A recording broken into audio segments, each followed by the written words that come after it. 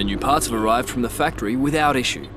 They'll be fitted to the car in time for the next session. Hey, what's up guys, aarava here, and welcome back to the episode of my F1 2018 career mode, episode number 108 today for the Chinese Grand Prix in Season 5. You guys did miss the previous one then at the Bahrain Grand Prix, then be sure to go check that one out before you see this one. But thank you guys again for the amazing support on that episode there, and it was a really good race for us as a team at Red Bull Honda, so definitely worth checking out before you see the rest of this one. But coming into this then with an upgrade to the car, that's a kind of minor engine power upgrade, which obviously we talked about going on the very far end of the R&D tree and working along that kind of branch of that technical tree. So we're kind of working there. The next one along is going to be a major upgrade, so that might take a while to actually come in 2 episodes time. But this minor upgrade will come in use. Obviously China, the long back straight, and we're going to have to compromise maybe on the downforce levels and the kind of, wing we're running for the straight line speed, especially during the race. You're going to want to, be able to make some overtakes basically. But before we head into the rest of the episode, I saw a few comments from the last 2 episodes actually for this new season saying, why haven't I changed my helmet for this year since I'm with Red Bull? It is actually a different helmet. It's just because the design is the same and the colouring is quite similar, but it is a different shade of red on the top, and then we've obviously got the Red Bull and Honda branding all along, and then also a nice homage to my 3 World Championships so far in Season 2, Season 3, and Season 5, with the 3 stars either side of the kind of visor just above their head of the Red Bull logoing. That obviously takes a fair chunk out of the helmet. The Red Bull sponsorship does come with some drawbacks in terms of there's not a lot of actual real estate left on the helmet to design stuff, but it is a new design and different in many ways to last season's one. But some people are curious in the comments below, so I thought I'd address that. But anyway, we'll move into the rest of the episode, and looking at the performance chart, actually, just quickly want to note there, so we've upgraded, we've got a minor there, you've got the likes of Mercedes bringing a minor upgrade as well, that looks like, and then Williams, real big progress made there. I want to say that's an ultimate upgrade for Williams Racing, so they saved a lot of resource points maybe over the winter, and they've spent a whole lot there, because pretty much now, within maybe 2-3 episodes, they'll be on par with Force India, which is great to see for them, because as an AI team, they have been nowhere for the last 2-3 seasons, because they really got wrecked with the regulation changes we had in seasons 2 to 3, and also subsequently, seasons 4 to 5. So really not good days for them. So good to see they're kind of getting back into this, and we're kind of getting almost a 2-pack fight between Red Bull, Merc, Toro Rosso, McLaren for development there, and then you've got Sauber, Haas, Ferrari, and then Force India, Williams all kind of getting together, all Ferrari powered cars, and then 2 Merc powered cars there at the bottom, and then of course Renault have this step up. But like I said, I don't think it's that big of a golf as it kind of shows on the chart because of the scaling. And also obviously a spoiler right now, last episode they really did not perform because our strategy for Red Bull worked out a charm with that 1-2. So it's like I said, the gap can't be that big because we out-strategized them, and that was the way we won the race and got a 1-2. So looking forward to this one there. China, obviously a very good opportunity to maybe try a clever strategy here with a 1-stop at Shanghai. It's been the case ever since Season 1 that the 1-stop is the way to go, and so we get into Q1 and it's all about just getting through the sessions at this point. The only kind of clever thing we might be able to do is in Q2 maybe go into a set of soft tyres, but that is highly unlikely because the soft tyre is a 2-tyre compound step down from the Ultra right here, so you are losing a lot of speed. But the car was feeling really nice around Shanghai. Around Bahrain I talked about having a struggle against the AI. The car really did not feel like it was struggling at all. It was very movable. I could really play around with the car, especially in Sector 1 there you saw in turns 1 and 2.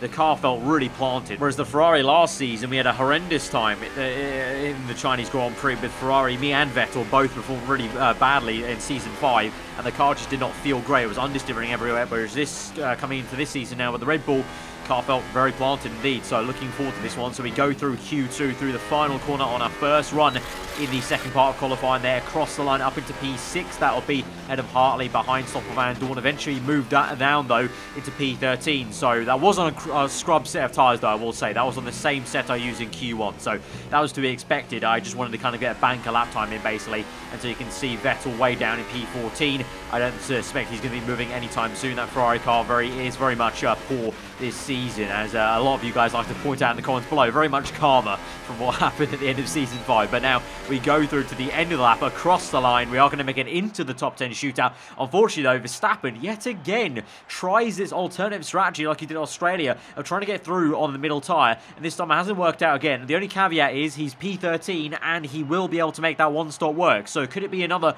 Bahrain Grand Prix miracle for Verstappen with that one-stop from soft to medium in the race? We'll have to see. But for us, we have to start now on the ultras in the race. But obviously, we've made the one-stop work many times in the Chinese Grand Prix race from going to ultras to medium. So that's not really much of an issue for me. Now it's just a case of how far can we get up the order in the top 10 shootout. We only have one run to do, so I had to kind of just simulate the session till the end of the top 10 shootout. And so now we're in the final stage of the checkered flag has been flown out. So this is our one and only run to set a lap time, because we only had one set of tyres left, because I'd used 2 in Q2 and 2 in Q1 effectively with those 2 different runs. So we come through now to the end of the lap then, and it's been a pretty tidy lap, I felt, and I didn't think there was anything slow about it. But across the line, and it's only going to be P10. So it looks like, even though I was driving the car to the max and felt comfy, that was literally maybe the max of the car. Although I will say, look at the top 3, they all set the same lap time, so I feel like the timings were a little bit iffy, I want to say. But GG's to Pierre Gasly, amazing job here for him in the junior Red Bull team, Toro Rosso Honda. He gets pole position ahead of Fernando, Alonso and Carlos Sainz, and the Renaults are relegated to P3 and P4. So surprising stuff there, because I would have thought they would have gone very well along down the back straight with their power advantage. But GG's to Gasly. But from P10 now, actually in retrospect, Verstappen's P13 doesn't look too bad now. So both of us will be trying a one-stop, I think, yet again, like Bahrain. So let's see if it could be another Bahrain miracle, maybe. Let's go to the grid. Ever since the Sauber of Felipe Massa passed Jenson Button into Turn 1 at the very first Chinese Grand Prix in 2004, Shanghai has consistently provided close racing and extraordinary memories. It's where Lewis Hamilton effectively lost the title in his rookie year, and it's where Nico Rosberg claimed Mercedes' first win of the modern era in 2012. We're here in the Yangtze River Delta today, home of the 16 corners that make up the Shanghai International Circuit. 54% of this 3.3-mile lap is taken at full throttle, and we'll be getting up to speeds of around 200 miles an hour, with DRS assisting the cars down the back straight before they brake into the sharp hairpin at turn 14.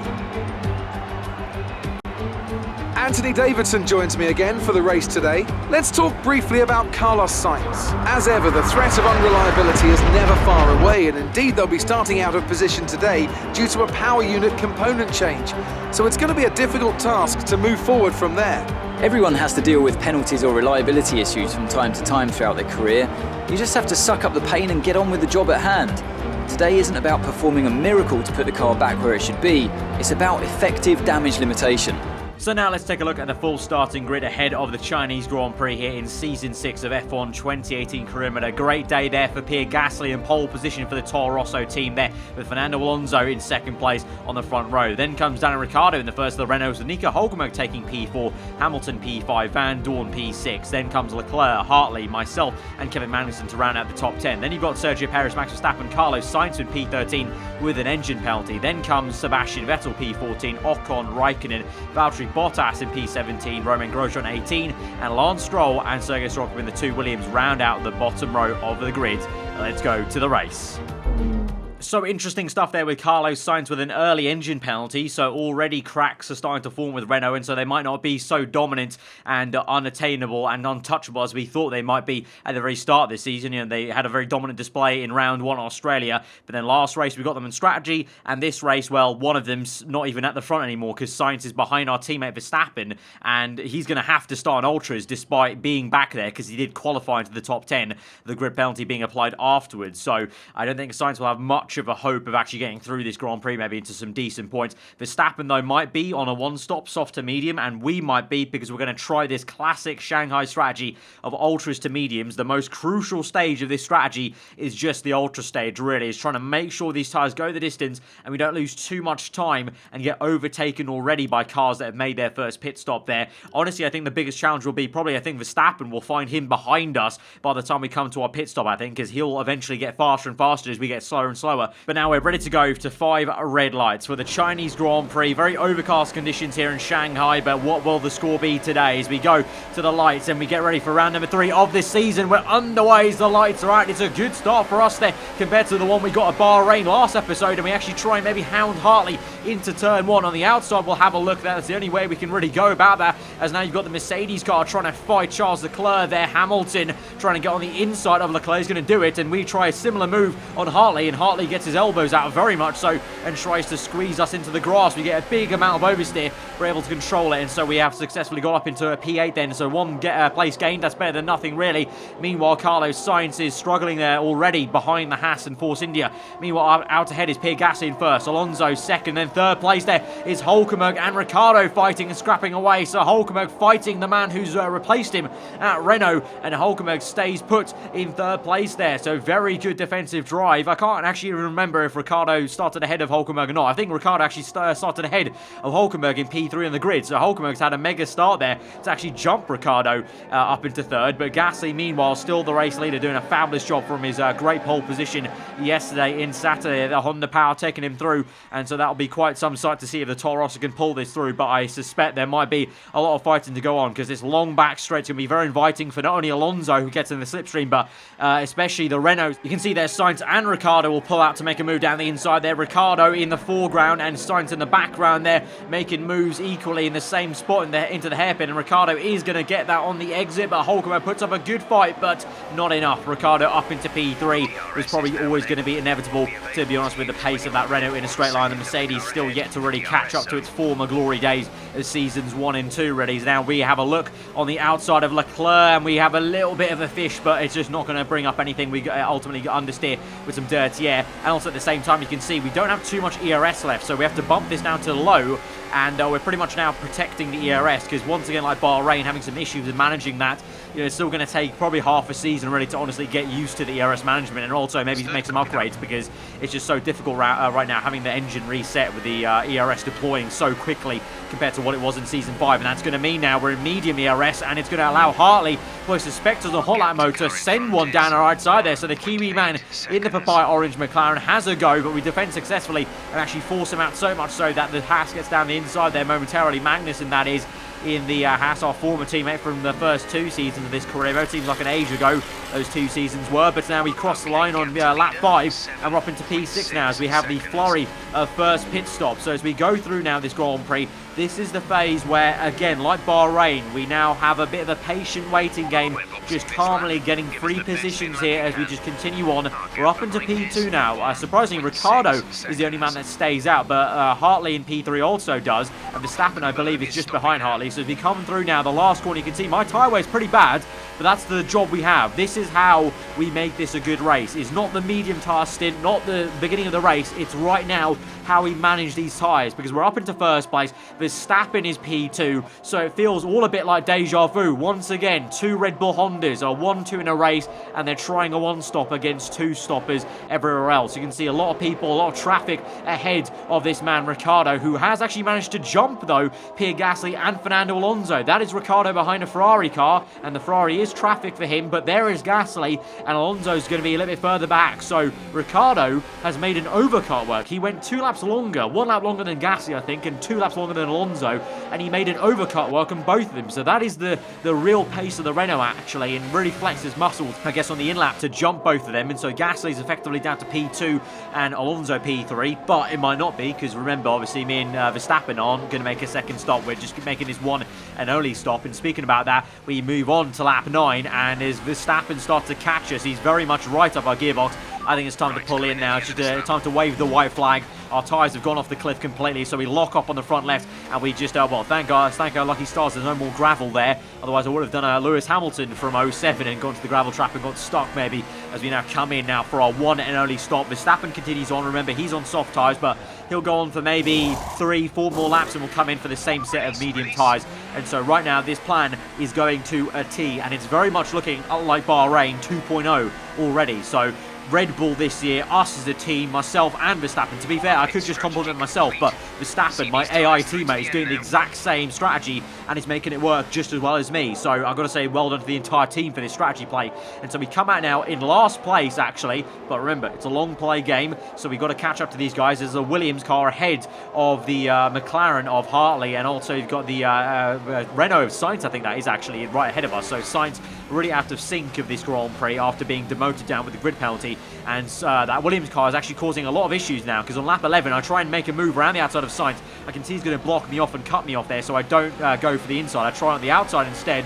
I just can't quite get the grip because Sainz is on soft tyres right now, so I don't have the pace to make the move on the Renault on softs with my car on mediums. But you can see how much that Williams car is holding us up now. It's been one lap and a bit, and if it goes any more, this could jeopardise our entire race now, because the more I get stuck behind this traffic, the better this will be actually for Max Verstappen, the better it will be for my teammate, because Verstappen now has a very good chance of jumping me for a net P1 in this Grand Prix once all the pit stops are made. So this is kind of desperate times, but I can't really do much at the moment because you've got a nearly 3-wide moment there. You've got Magnussen down the inside of Hartley, you've got Sainz down the inside of, this is Sorokin, the Russian, the Williams car going so slow still, and through the last corner he's just fast enough though in a straight line that I can't catch up to him. Remember that ultimate Williams upgrade for them this weekend, it was an ultimate engine upgrade, so Williams have a better engine than I do right now at the moment, and you can see that in full force. Look at that, Sorokin tries to move down the inside, but then that's where the Williams isn't too great. It's not great in the corners, but it's like a rocket ship in a straight line with a better engine than us, and apparently also the Haas car,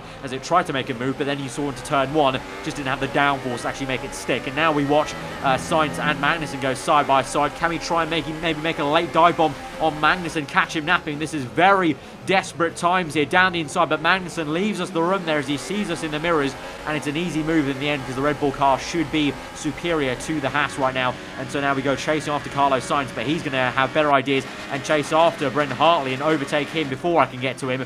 And so he's passed cleanly in a straight line with DRS there, and so we're left to stare at the back of that papaya orange McLaren. We're going to have to just try and get past him on the next lap, but meanwhile he cut away now to the pit lane, and there is Verstappen now. He's made his one stop, he's coming down the pit lane, and this will be the big question. Where are we going to be? We're going to be actually nowhere near him, because Verstappen is going to jump all of us, and he's ahead of Carlos Sainz. So what did I say? That was a very crucial point in the race where I got stopped behind that traffic for 2 laps, and it's cost me so much there, because Verstappen now is ahead of 2 cars that I'm staring at the back of, and we're not even yet past Hartley's. We now try and make a move on the outside there as we get a little bit of a screen freeze, but we're going to try and get the power down. Hartley a little bit slow on the entry there. Don't know if he has an issue now, but now we're the one hunting Hartley rather than him trying to hunt us around the outside of this same corner. We dive to the inside there. It's a very easy move actually, as Hartley just steps out of the way and doesn't have too much downforce there to contend with, and we're up into P12 now. Now we try and catch up to Carlos Sainz and our teammate Verstappen and try and make up for lost time in that traffic, but to be honest, it's going to be a bit of a tall order to actually do that, because you can see on the minimap there they're actually pulling away from us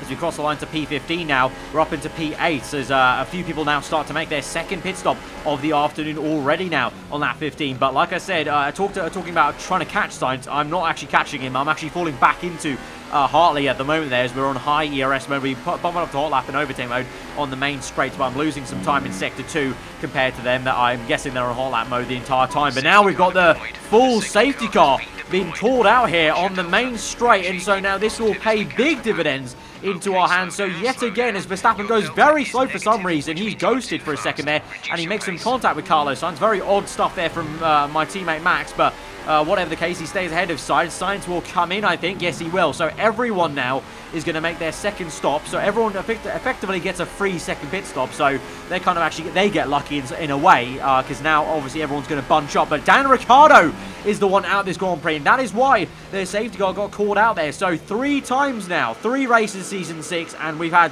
3 safety cars out, or 4 safety cars out actually, because I think we had 2 in Australia, did we not? Or I can't quite remember. But anyway, we've had 3 rounds and we've had safety cars come out every single one. Very, very odd. And this is why. It was actually because of Vettel with a punch here on the rear left. And how is Ricciardo involved? That's how he's involved. And that is why the safety car is out, because Ricciardo, the effective race leader at this point in time, he was leading the Grand Prix, he was number 1, crashes into Vettel, his former Red Bull teammate there from 2014, as he has a puncher and is on the racing line quite dangerously. So I don't know whose fault that is. I want to say more Vettel's fault for being on the racing line, but also Ricciardo, a little bit silly to be honest there. And so Ricciardo out of a Grand Prix, and yet again you know, Ricciardo can move anywhere he wants away from Red Bull to a new team like Renault, and he'll still be getting bad luck in this career mode of ours on F1 2018, it seems. So now we're in the safety car period, and you can see here we are 1-2 under the safety car. Verstappen P1, myself P2, so basically a role reversal from Bahrain. Perez, again a Force India, ironically, is in P3 as well. So it really is Bahrain 2.0. I believe Gasly's the one in P4, so he's at least one survivor from that two-stopper pack that might have a good shot, because now, like I said, the guys doing two stops effectively got quite lucky with a safety car more than we did, because we didn't make the pit stop under the safety car,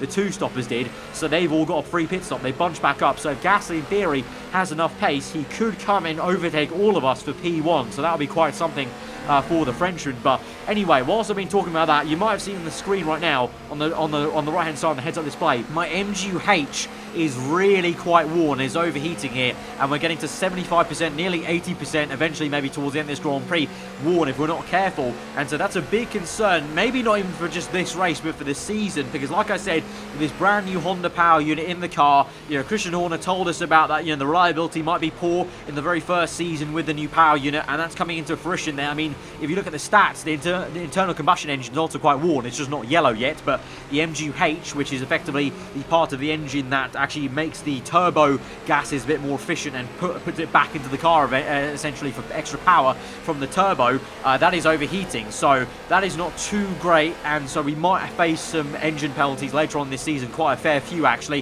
if we don't maybe fix and rectify that reliability. We'll talk a little bit more about that at the end of the episode and which way we want to go about it, but there's a few different options we can go about how we kind of tackle the reliability this season and the way we develop the car with the R&D. Of course, we have to think about the R&D points, but we're going to forget about that for now and move back to just the race at hand, and hopefully, fingers crossed, the MGU-H does not fail on us this race. 75%, I think we should be good to the end of the Grand Prix, hopefully so, but we're in P2, we warm up the tyres, and we're now just waiting to go green. Verstappen obviously effectively becomes the safety car and can go when he wants, so here's hoping it doesn't make it too awkward for us at the moment. But Verstappen's slowing down mid-apex, and he's going to go now mid-corner, so very odd place to go green, but Verstappen, obviously a good place for him, but awkward for me, because in now to the last corner, Verstappen is bolted away, although we do catch up to him in the last corner. We're actually better through there than it seems he is, and so right now at the moment in commanding 1-2 as we get away both from Perez there in third place, and Gasly with the one that pressurizes him. We try and pressurize Verstappen a little bit, just let him know that we're there in the mirrors as we go through the long right-hander, but Perez catches up to us as well. So is Verstappen going to try and back us up into Perez, I wonder? Let's see, because he might, obviously he probably well knows that we have some turbo issues on the MGU-H side of things on the engine from the pit wall there, so let's see what tactics Verstappen brings out. But for now, we just get going, and I'm just thankful we got away cleanly away from Perez, because obviously that would be the number one nightmare scenario, that we are losing P2 rather than not able to gain P1, because you know, P2 is better than nothing, at least down the order. But now we move on later into this Grand Prix as we go through the laps.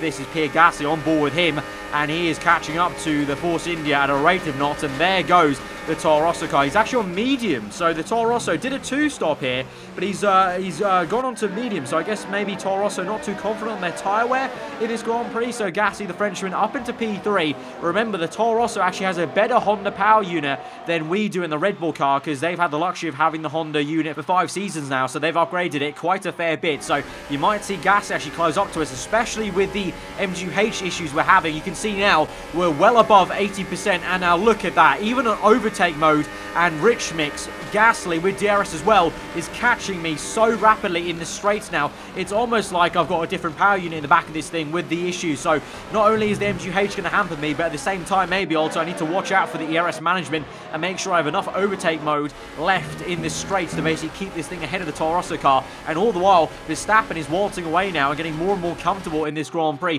for P1 as Gasly closes up even more into turn 1, and you can see as he swoops through, he's looking quite dangerous actually as he lurks through, I guess, biding his time, because he can just wait until the next opportunity with DRS on the back straight. There's no point trying to force a move in sector 2. So now here he comes now, lap 24 again with the pressure, and you can see I'm looking back so nervously. I'm constantly looking back because he's just gaining and gaining, even though I'm on overtake mode and rich mix, and into the hairpin early on the brakes to make sure we pass park it on the apex there and maintain the track position. But now he's even closer here to the last corner. We also make a mistake though. We got too hot and the pressure has got to me there. Looking behind a bit, maybe too many times against Gasly. And so Gasly has a good run on the left-hand side. Here goes the Frenchman on the outside for turn 1. Lap 25 for P2 in this Grand Prix. I'm going to try and wrestle the car back up into P2. But Gasly again bursts of the throttle. Squeezes me a little bit on the right very aggressively. And just like it was at Australia, no love lost between myself and Pierre Gasly. And he's up into P2 ultimately. And he has the speed. And actually at this stage of the race, we're losing so much time that we're actually being attacked now also by Sergio Perez, because the MGU-H is now really hampering us. Despite being in hot lap mode, the MGU-H wear is now really affecting us. So this is becoming a big concern. Can I even get to the end of this Grand Prix, as I'm now feeling the pressure going wide into the hairpin? And so now it's time to try and recompose ourselves and just keep our head in the game to keep up into P3 and just at least get the podium position and make it a triple podium for the Honda powered cars and a double podium for Red Bull Honda here ahead of Sergio Perez. He's going to close in. He dives one to the inside there. We're going to have to try and keep this on the outside then. It'll eventually turn to the inside line, but Perez keeps on asking the question, can he get P3? We bang tyres there. He goes a little bit wide though. We're going to try and have to force him out wide, but he's got such a good exit. He's still around the outside. It's a great move there for the Mexican. Can we do anything? We're going to make an audacious dive bomb and a half from so far back. We lock up on the front right. No contact made though. In the end, it's a bold move. That's a Daniel Ricciardo-esque kind of move from the real life 2018 Grand Prix of Valtteri Bottas. That was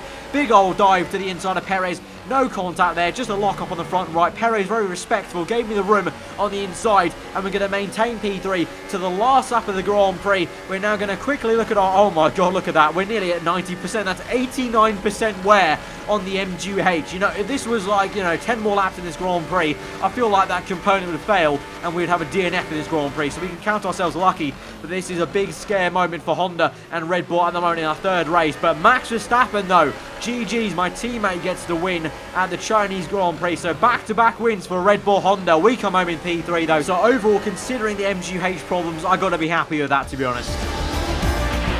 Yes, that's a podium. Excellent drive. The team have worked especially hard this weekend, and this is a fantastic reward. A great win then for the Red Bull team today. Anthony, what do you think made the difference here? Without a doubt, the safety car changed everything today. The key to their success was keeping calm and reacting to the situation quickly. We've seen teams in the past throw away wins because they were too hesitant, but here they were decisive, and that's allowed them to take the advantage.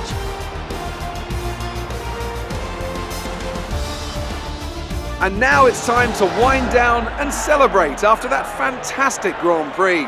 Here they come, your top three, out onto the podium.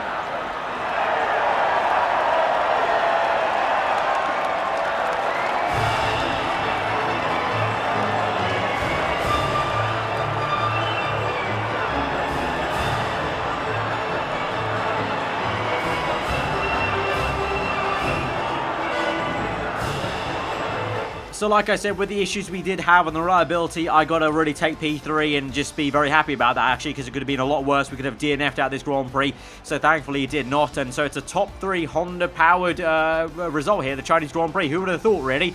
Because the Renaults were looking pretty damn good. Obviously, though, they didn't have a great qualifying. Ricciardo DNF, Sainz, well, his race was doomed from the start. So, I said at the very beginning at Australia, the Golf looked like a Mercedes-S kind of advantage for Renault.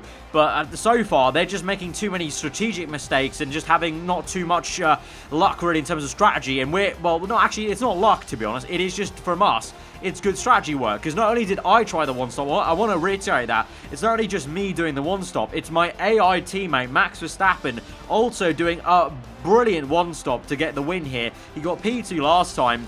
It's all coming up Red Bull at the moment. It's not only just me, it's my AI teammate reacting to me and also having the same, clever mind of doing the same one-stop strategy. And it's working out for us because now we're 1-2 in the championship drivers. Obviously, it's very, very early days. It's round 3 out of 21. There's a long marathon to go. But right now, I've got to say, it's looking pretty rosy. 1-2 for Red Bull there. And Red Bull with a lead in constructors now ahead of Renault. So we've got to celebrate when we can because we don't know how long this is going to last for us. But for now, now, we've got to pat ourselves on the back, got to pat everyone on the back, really, because I can't really put too much fault apart from the wear on the MGU-H. So good stuff there. So we're going to go to the final interviews then, before we talk about spending some resource points before we end out the episode. Great work out there today. How do you think it went? You really cut your way through the field today. What was your strategy? I talked about the car being quite planted in qualifying before, so I'm going to compliment the aero side in this first question here on the left-hand side answer. Another podium. You must be getting used to it up there. And then since we're also going to be talking about some power unit upgrades maybe in the future, we're going to compliment the power unit on the bottom answer there and say it was performing really well, obviously. Your team must be ecstatic with how you're performing. And then finally we're going to have a bit of showmanship here on the left-hand side. I just do it to see the smiles on the Red Bull guys' faces. Nice new team and all very positive vibes at the moment. 3 rounds gone. Great. Well, that's everything. And so that will see us through to the end of the episode. And a very good one once again for Red Bull Honda. The win for Max Verstappen. So be sure to hit that like button, guys, if you did enjoy that race result and that race as a whole. Very, very exciting stuff there, especially with Gasly and Perez right at the end there. That was a really bold move that we had to make stick to keep P3. But at the end of this now, we can finally choose a championship rival. I was tempted to go for Gasly or Ricciardo, since we have history with Gasly, and also Ricciardo is the lead Renault man. But Carlos Sainz, remember, is our rival from Season 5. The man we fought for the championship. I felt very logical to go with Carlos Sainz, just to have that kind of bit of backstory from Season 5 with the championship fight, so I went with Carlos Sainz. Now, for the R&D, I was very tempted to buy a reliability upgrade for the MGU-H here, but it cost 700, just over 700 points there. And at the same time, I was also thinking, really, honestly, I don't know how long this is going to last. You know, I wasn't expecting us to be right up here. I thought this was maybe going to be a season where Renault dominate, and we had to really plug hard to just improve the car. But now that we're in kind of the fight, in a way, I want to kind of fight back a little bit. And to that effect, you know, I think eventually our good luck has to run out at some point, I would say, and Renault have to come good and consistent. So I'm going to go for the mantra, and I know there'll be people, I can already tell in the comments, that will disagree with me completely and ask about what the hell I'm doing. But I'm going to go with the mantra this season that I'd rather create a fast car that breaks down than a reliable car that's going to be slow by the time we get to the European part of the season. So I'm going to buy a major engine power upgrade, and we're going to let future Arav worry about the engine penalties that we might incur for having too many MGU-H components, too many internal combustion engine components. We'll worry about that towards the end of the season. I just want to make sure this car is fast, and then we can sort everything out later. And if we're still in the title fight, we're still in the title fight. If we're not, we're not. You know, because I was already going into this season believing this was going to be a building year for Red Bull Honda, the first year with the new power unit, so I didn't think we were going to be in this fight. So I'm going to stick with this mantra. I know there's going to be tons of people that disagree with me, but I'd rather have a fast car that's brittle than a slow car that is completely stable and doesn't take any knocks, because I think that's the way to go about it for now, to try and get these good results that we're getting so far. And we can always make, you know, hopefully, fingers crossed, some good comebacks if we need to take penalties later on in the season. But again, guys, if you did enjoy that episode, be sure to smash the like button. I've got to say thank you so much, guys, for the response on the first 2 episodes. You guys have killed it so far, so keep it coming. Been loving all the comments as well, saying how much you guys are enjoying the shake-up for Season 6, so I really appreciate that. Let me know what you thought in the comments below, like I just said.